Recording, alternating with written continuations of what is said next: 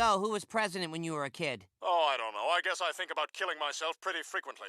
And why not? What's so great about living? You know when I'm happy? For about 5 seconds in the morning when I first wake up. Before I remember who I am and what my life is all about. Hello and welcome back to a very special episode of Chess in Media. Now, while this isn't going to be the usual type of video where I analyze chess scenes in movies and TV shows, instead what I'm going to do is analyze, if you can call it that, every time I've been in the news for playing chess, which is only 2 or 3 times, but it's still weird that it's more than one. So for a little bit of backstory, when I was 14 years old, I was technically considered a chess prodigy, reaching a rating of around 1980 as a peak when I was 14, which qualified me for some exclusive tournaments, some invitational camps, and I even got invited to play in Russia for the World Youth. Now, this never ended up happening. We didn't raise the funds. I remember feeling really discouraged when I couldn't play in Russia and kind of sort of giving up on my dream of being a good chess player. And I know I shouldn't have really thought that way, but I mean, what are you gonna do? So for reference, I'm like 1995 right now, so you can see that I got a little bit discouraged by not actually getting to play in this event. But during this time, there were for some reason lots of news reporters interested in chess in Denver. Okay, so the first thing we're looking at is an article called the Greeley Tribune, and it's not like a video interview or anything, which is coming up unfortunately, but there is a picture of me in here, and the caption is Sara Herman, 14, was invited to participate in the World Youth Championship in Russia with her high score. They mean rating, but it's fine. If she can get the scholarship, Herman will likely attend in the fall. Didn't happen. Okay, the second article comes from CBS News. This one unfortunately has a pretty long clip and part of an interview that I did that I was not very happy to do. Let me tell you, I was unhappy. I did it, but I didn't like it. Okay, so I pulled up the clip here and like I have it paused on the first frame, and they forgot to edit out like the very first frame of this story, and it looks like the story before this was a truck like ramming into somebody's house. But anyways, if you press play, you immediately get jump scared by me. I was staring into the camera.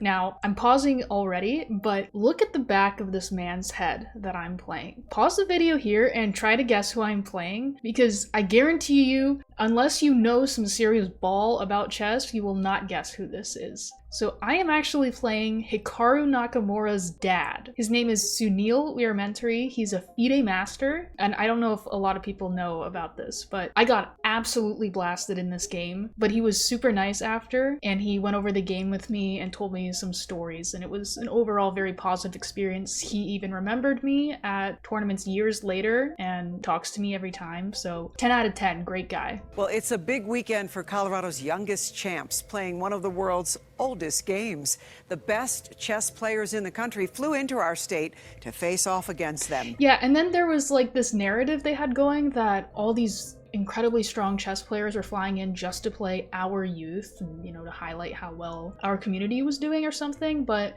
in actuality, yeah, the Denver Chess Club paid a bunch of titled players to come in and play, including Danny Wrench. We got him to stream on Lee Chess, which he had never done before, and he did it on my Twitch account. So that is my claim to fame. And some of the kids, that is, schooled those pros. Not me. I was not. Well, I don't think I schooled a single pro, unfortunately, in this tournament. Melissa Garcia went to Centennial for the Denver Open Chess Tournament.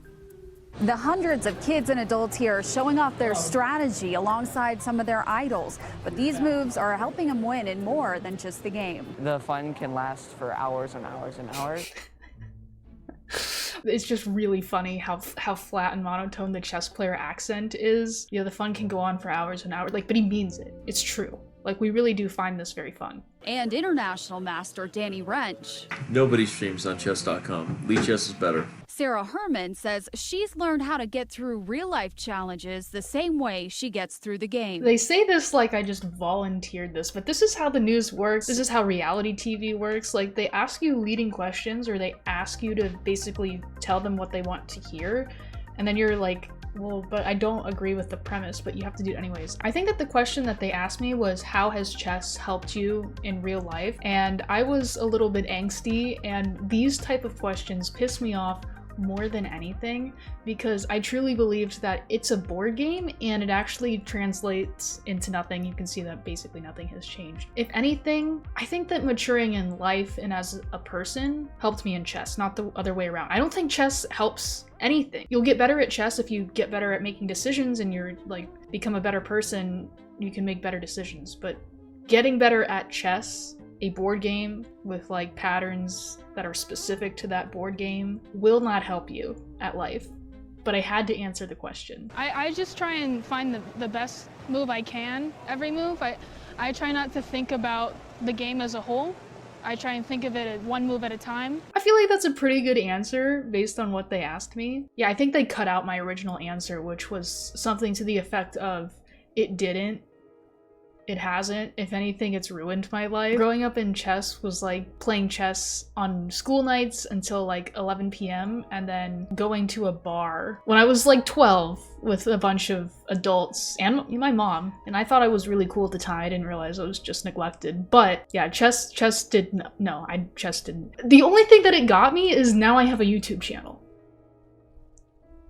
This next one is not exactly news, but I found it and I was dying laughing because I completely forgot that this happened. So this next one was at a tournament in Wyoming, of all places, a place that has one more escalator than it does decent chess players. But there was like an art student hanging around and they were trying to do some project where they put us in a room. They asked us to pick out a chess piece that was our favorite, but then they put us in front of a microphone and asked another one of these dreaded questions for the black and white, not good at abstract thinking chess player, which was, which chess piece represents you the most? And now I understand the point of the question, but at the time, this drove me crazy. I hated this question and I was already put on the spot. I have the shortest answer out of anyone on the website. Also, they spelled my name wrong, which is fine, I guess, but like, I'm used to it.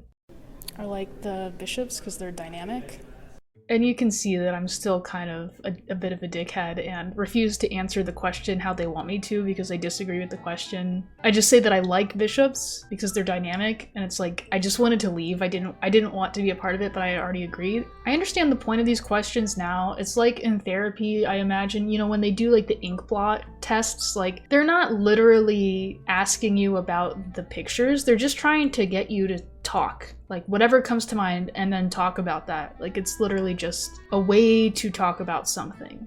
I took it a little bit too literally. There was another Herman who did this though, and this answer I like a lot more. You can tell that this is a relative of mine. The knight, because I like horses. Like, that felt like a 10-second pause. I know it wasn't, but then also not answering the question. Like, we both did not answer the question at all. But to be fair, this was pretty silly. Okay, I actually did find one more, and I already used this clip in a video, and I'm gonna leave in my edited version because I made it better. I'm not actually in this, but I was at this tournament. A whole bunch of smarty pants are all holed up in the Aurora Public Library this weekend, hosting a chess tournament. The Denver Chess Club has been around since 1859, and the group studies the game of chess not only as a game, but as a science and art. And the games start at 10 o'clock. And this is how they introduced a bunch of chess players hanging out in the library. It still baffles me to this day how chess players have maintained this reputation of being smart when what we're doing is spending our weekends sitting in a library playing with some wooden pieces and hallucinating for 6 hours at a time. But anyways, that's all I have. I couldn't find any more. I think there have been more, but it was difficult enough locating all these from years ago in the Internet Archives. Next week, there is a very, very special episode of Chess and Media coming that you probably won't want to miss. It might be the most cliche chess episode I have ever watched. It's great. Absolutely vomit-inducing. Thanks for watching, and I will see you in the next video.